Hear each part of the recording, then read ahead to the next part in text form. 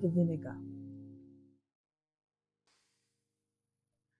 Mr. and Mrs. Vinegar lived in a vinegar bottle. Now one day, when Mr. Vinegar was from home, Mrs. Vinegar, who was a very good housewife, was busily sweeping her house, when an unlucky thump of the broom brought the whole house clitter-clatter, clitter-clatter, about her ears. In an agony of grief, she rushed forth to meet her husband. On seeing him, she exclaimed, "Oh, Mr. Vinegar, Mr. Vinegar, we are ruined! I have knocked the house down, and it is all to pieces." Mr. Vinegar then said, "My dear, let us see what can be done. Here is the door. I will take it on my back, and we will go forth to seek our fortune." They walked all that day, and at nightfall entered a thick forest.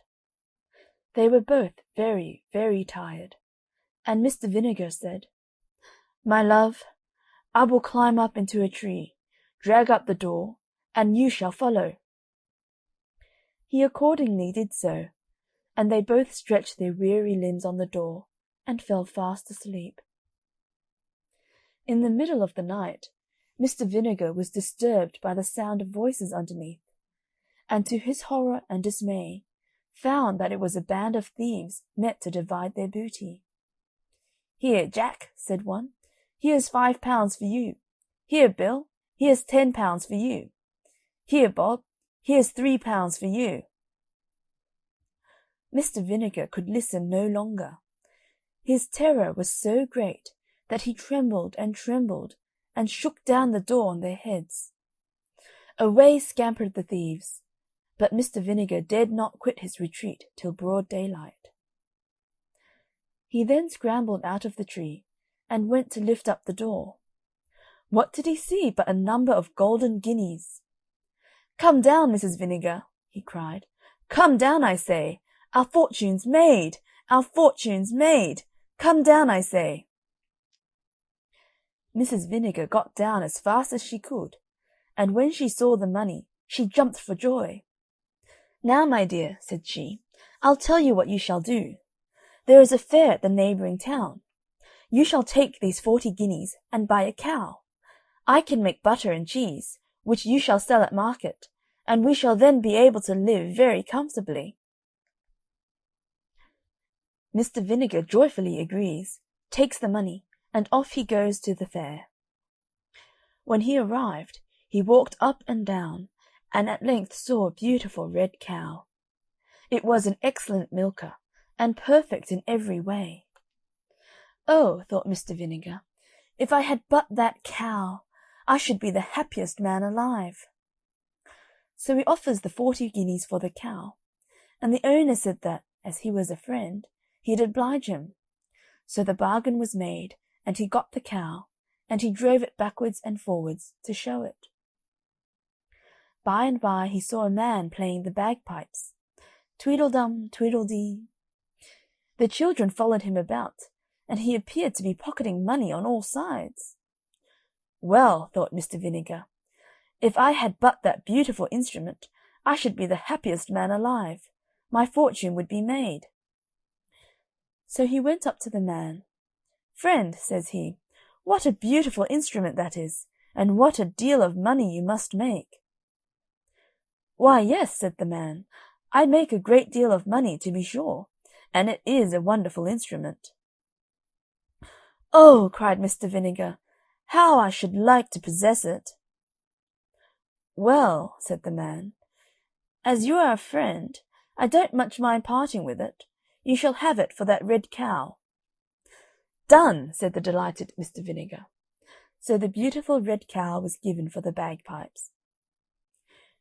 He walked up and down with his purchase, but it was in vain he tried to play a tune, and instead of pocketing pence, the boys followed him hooting, laughing, and pelting. Poor Mr. Vinegar! His fingers grew very cold, and just as he was leaving the town, he met a man with a fine thick pair of gloves. "Oh, my fingers are so very cold," said Mr. Vinegar to himself. "Now if I had but those beautiful gloves, I should be the happiest man alive." He went up to the man and said to him, "Friend, you seem to have a capital pair of gloves there." "Yes, truly," cried the man, "and my hands are as warm as possible this cold November day." "Well," said Mr. Vinegar, "I should like to have them." "What will you give?" said the man. "As you are a friend, I don't much mind letting you have them for those bagpipes." "Done!" cried Mr. Vinegar. He put on the gloves, and felt perfectly happy as he trudged homewards.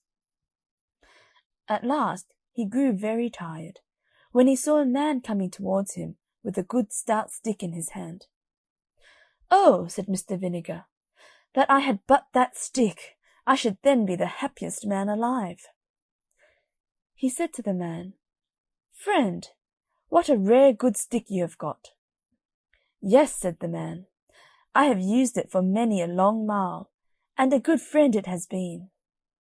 But if you have a fancy for it, as you are a friend, I don't mind giving it to you for that pair of gloves."